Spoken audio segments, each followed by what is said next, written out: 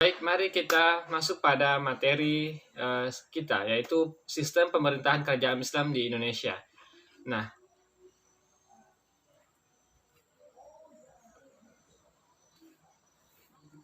di sini kerajaan Islam yang akan kita bahas hanya ada 5 kerajaan. Nah, tidak seperti dulu bahwa kita akan yang saya umumkan minggu kemarin bahwasanya kerajaan maritim Islam itu ada 10 ya yang kemarin. Nah, pada kali ini atau pada kesempatan ini yang akan kita bahas hanya 5 kerajaan maritim Islam saja. Oke, baik, yang pertama itu ada kerajaan atau Kesultanan Perlak ya. Nah, di sini kalian bisa lihat bahwasanya ada garis waktu ya, urutan waktu dari 840 Masehi hingga ke abad 956 Masehi. Nah, ada penjelasan di sampingnya bahwasanya mengatakan tahun 840 Masehi, Kesultanan Perlak didirikan oleh Sultan Alauddin Syekh Maulana Abdul Aziz Shah. Nah, kesultanan ini masih beraliran Syiah hingga pada Sultan kedua. Pada masa Kesultanan ketiga, yaitu Sultan Abidin Alauddin Syekh Maulana Abbas Shah, aliran Sunni kemudian mulai masuk kepada Kesultanan Perlak ini ya. Nah, ketika pada tahun 1913 Masehi, maksud saya tahun 913 Masehi, setelah wafatnya Sultan terjadi perang saudara antara kaum Syiah dan Sunni hingga 2 tahun berikutnya tidak ada kepemimpinan. Nah, di sini setelah wafatnya Sultan yang dimaksud Sultan di sini Sultan Alauddin Syah Maulana Abbas ya, karena merupakan raja ketiga atau sultan yang ketiga yang memimpin kerajaan Perlak.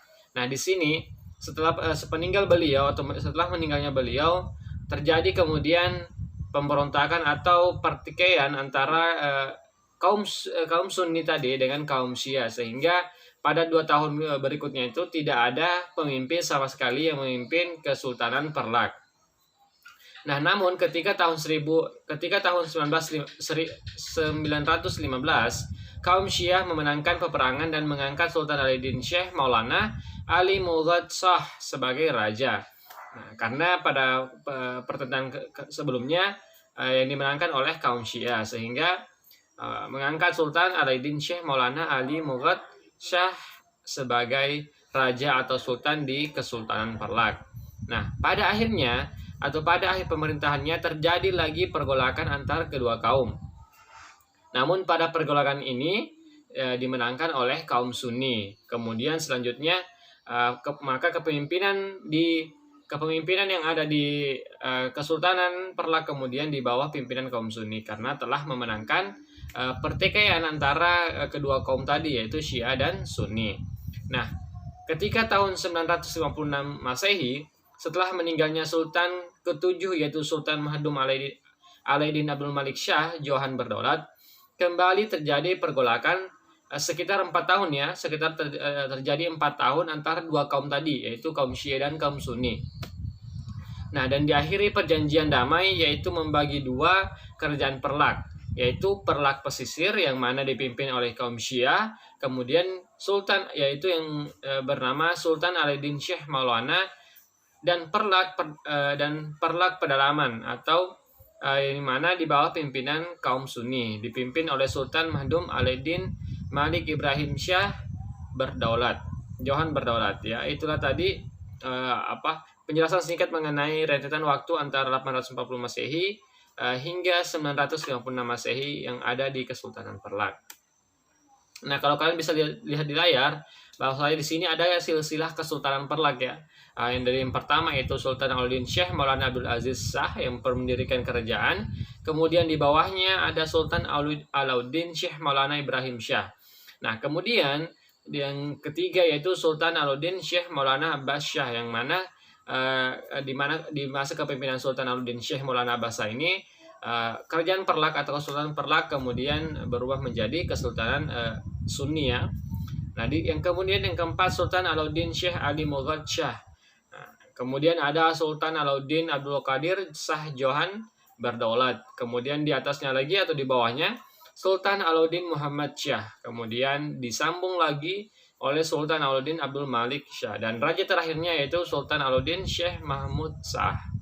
Nah, itulah tadi ya 8 ya.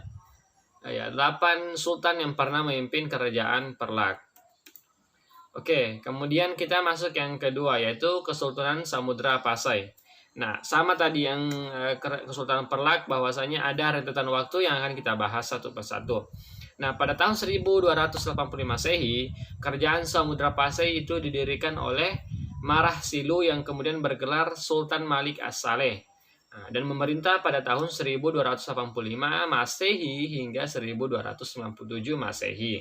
Nah, ini merupakan pada tahun 1285 Masehi ini merupakan awal keberadaan Kesultanan Samudra Pasai yang dipimpin atau didirikan oleh tadi Sultan Malik As-Saleh ya. Kemudian pada kepemimpinannya berkembang menjadi kerajaan maritim kuat di Selat Malaka. Karena posisi dari Kesultanan Samudra Pasai merupakan sebuah kesultanan yang berada di wilayah Pulau Sumatera yang berada di dekat Selat Malaka. Nah, di sini kemudian pada tahun 1297 Masehi, Kerajaan Samudra Pasai dipimpin oleh Sultan Malik Al-Zahir hingga pada tahun 1326 Masehi. Pada masa ini, Kerajaan Samudra Pasai bersatu dengan Perlak dan mencapai puncak kejayaannya.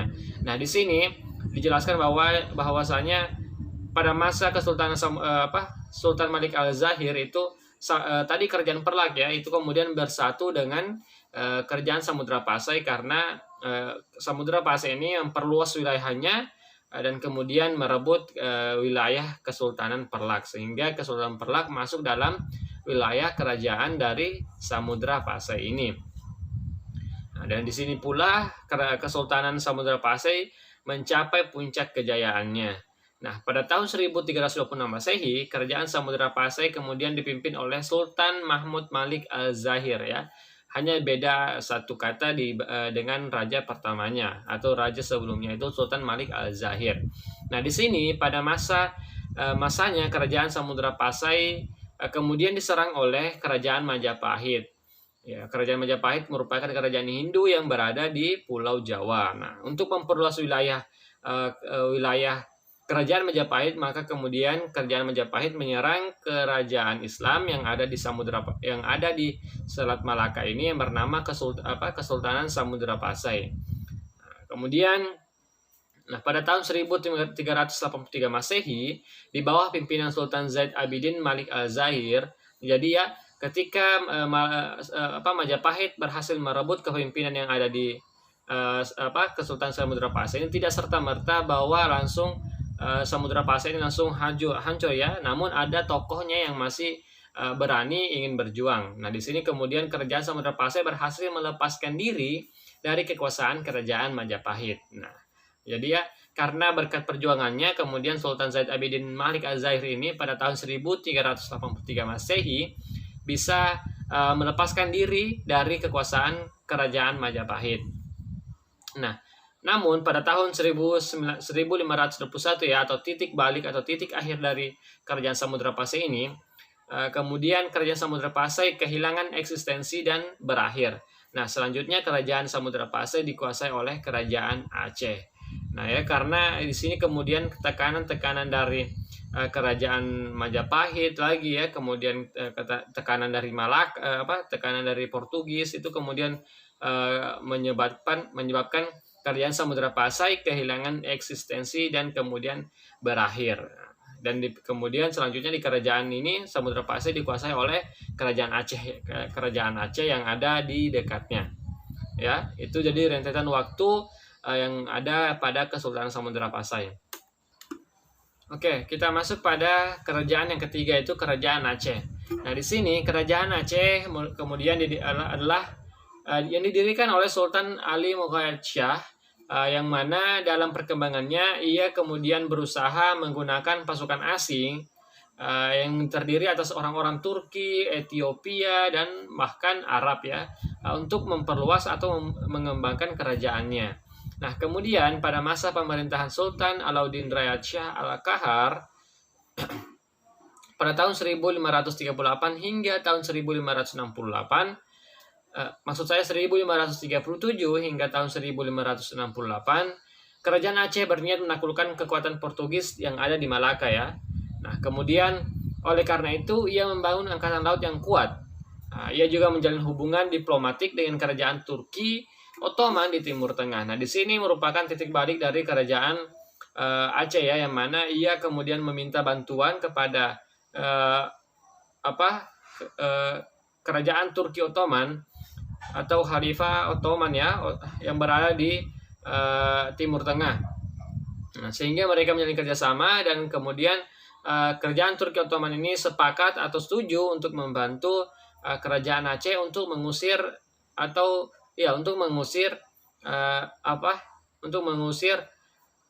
Portugis atau kekuatan Portugis yang berada di Malaka.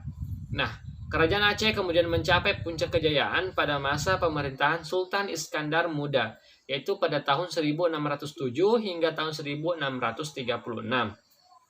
Nah, di sini pada masa itu wilayah kekuasaan kerajaan Aceh meliputi Semenanjung Malaya, yaitu Malaysia ya sekarang, kemudian dan Sumatera bagian utara. Nah, di sini kemudian dengan angkatan laut yang kuat, kerajaan Aceh memegang hegemoni perdagangan di Selat Malaka. Nah, apa itu hegemoni? Yaitu kekuasaan di Selat Malaka, namun belum berhasil untuk mengusir Portugis dari Malaka. Nah, di sini kerajaan Aceh sudah mulai atau sudah menguasai kondisi perdagangan yang ada di Selat Malaka. Nah, namun rintangan satu-satunya itu belum bisa mengusir Portugis dari wilayah Malaka tadi. Nah, kalau kita lihat yang terakhir di sini di layar, bahwasanya kerajaan Aceh kemudian mengalami kemunduran pada masa Sultan Iskandar Thani, yaitu pada tahun 1637 hingga tahun 1641. Nah, di sini penyebabnya itu karena tidak memiliki kecakapan dalam memimpin kerajaan Aceh. Jadi, setelah kepemimpinan Sultan Iskandar Muda ini tidak ada lagi kemudian raja-raja yang bisa memimpin kerajaan Aceh seperti beliau tadi atau seperti Sultan Iskandar Muda, sehingga kemudian mudah diterpa kekacauan baik di dalam istana, artinya orang-orang istana, maupun yang berada dari luar istana, yaitu pertama dari kerajaan Portugis yang kemudian mencoba kembali menyerang dari kerajaan Aceh ini. Nah, itulah tadi untuk kerajaan Aceh ya, atau yang ketiga. Kemudian di sini kita berlanjut kepada kerajaan Demak. Nah, kalau kita lihat di layar itu, pertama ada Raden Patah yang mana yang mendirikan kerajaan Demak sendiri pada abad ke-16. Kemudian Raden Patah ini dibantu oleh anaknya, yaitu Pati Unus yang kemudian yang nanti akan menjadi raja. Nah, di sini setelah Pati Unus kemudian memimpin kerajaan Demak ya, Pati Unus kemudian mencoba menyerang Portugis di Malaka, namun mengalami kegagalan. Ya, karena sebagaimana kita tahu bahwasanya orang-orang Eropa ke wilayah Nusantara itu tidak hanya berbekal dengan uang saja ya atau kekuatan militer, namun dibantu oleh kekuatan militer yang sangat kuat, sehingga itu tidak mudah ditaklukkan dengan karena seperti yang diketahui bersama bahwa alat perang yang ada di kerajaan Nusantara itu masih sangat tradisional, sehingga tidak mudah untuk mengalahkan pasukan-pasukan yang berasal dari Eropa. Nah, di sini kemudian berlanjut pada masa kejayaan atau puncak kejayaan di kerajaan Demak itu berada di masa Sultan Trenggono, yaitu tahun 1561 hingga tahun 1546. Nah, di sini ia berhasil merebut Sunda Kelapa ya, atau sekarang itu kemudian di sini berhasil merebut Sunda Kelapa di bawah pimpinan perang yaitu Fatahillah. Nah, di sini Sunda Kelapa kemudian diubah menjadi Jayakarta ya. Nah, kemudian setelah diubah menjadi Jayakarta, nanti pada saat Belanda masuk kemudian menjadi Batavia dan kemudian lagi menjadi Jakarta. Nah, untuk masa kerajaan Demak ini di bawah pimpinan perang Fatahillah, kerajaan Demak mengubah nama Sunda Kelapa menjadi Jayakarta. Nah, untuk yang terakhir kita bisa lihat di sini bahwasanya kerajaan Demak runtuh itu karena disebabkan oleh terjadinya perebutan kekuasaan dalam keluarga kerajaan. Nah, itulah kemudian ya beberapa kerajaan Indonesia baik itu Hindu maupun Buddha serta Islam itu ada beberapa penyebab yang menyebabkan terjadinya atau runtuhnya kerajaan itu, baik merupakan serangan dari luar yaitu serangan dari kerajaan-kerajaan lain maupun yang ada permasalahan pelik yang berada dalam sistem atau lingkungan istananya, yaitu adanya perebutan kekuasaan di dalam istana. Nah, seperti inilah yang kemudian terjadi di kerajaan Demak atau Kesultanan Demak, karena terjadi perselisihan atau perebutan kekuasaan yang berada dalam keluarga kerajaan, baik itu anaknya, kemudian sepupunya, kemudian pokoknya keluarga-keluarga kerajaan yang kemudian saling merebut ya, sehingga menyebabkan kerajaan Demak ini kemudian runtuh. Oke, ya, kita masuk pada kerajaan yang terakhir yaitu kerajaan Gotalo, yang mana sebelumnya kita telah membahas 4 kerajaan tadi. Yang pertama itu kerajaan Demak, kemudian Perlak, kemudian Samudra Pasai, kemudian Aceh, dan yang keempat adalah kerajaan Demak yang berada di Jawa, dan yang terakhir itu kerajaan Gotalo yang berada di Sulawesi Selatan. Nah, di sini kalian bisa lihat di layar bahwasanya Sultan Alauddin merupakan raja pertama Gotalo ya, sekaligus yang mendirikan kerajaan Gotalo, yang mana Sultan Alauddin itu memimpin kerajaan Gotalo pada tahun 1593 hingga tahun 1639. Nah, di sini pada masanya Sultan Alauddin berusaha mengislamkan berbagai kerajaan yang ada di Sulawesi Selatan. Namun upaya tadi itu upaya itu mendapat perlawanan dari kerajaan Bone ya, yaitu kerajaan Bone, Wajo dan kerajaan Sopeng yang membentuk kemudian persekutuan Telum Poco atau 3 kekuasaan. Nah, di sini walaupun ada 3 kerajaan yang melakukan perlawanan terhadap kerajaan Gotalo yang di bawah pimpinan Sultan Alauddin, namun bisa diatasi ya. Namun dalam perkembangannya hal tersebut bisa ditangani oleh Sultan Alauddin. Nah, sehingga wilayah Sulawesi Selatan kemudian itu kemudian berada di bawah pengaruh Islam. Nah, di sini kemudian puncak kejayaan dari kerajaan Gotalo yaitu berada pada masa Sultan Hasanuddin, yang mana sama-sama kita ketahui bersama bahwa saat ini Sultan Hasanuddin merupakan raja yang berasal dari Sulawesi Selatan yang kemudian berhasil menjadi sebagai pahlawan nasional. Nah, di sini Sultan Hasanuddin memimpin kerajaan Gotalo pada tahun 1653 hingga tahun 1669. Nah, di sini Sultan Hasanuddin berhasil menjadikan kerajaan maritim terkuat ya, dan menguasai jalur perdagangan di Indonesia bagian timur. Nah, sehingga semua kapal-kapal dagang yang mengarah ke arah Maluku, Ambon dan sebagainya itu mereka singgah dulu di wilayah Makassar atau di Pelabuhan Makassar untuk melakukan perdagangan, sehingga menjadikan kerajaan Gotalo ini kemudian menjadi semakin pesat perkembangannya ya, karena ramai dikunjungi oleh orang-orang.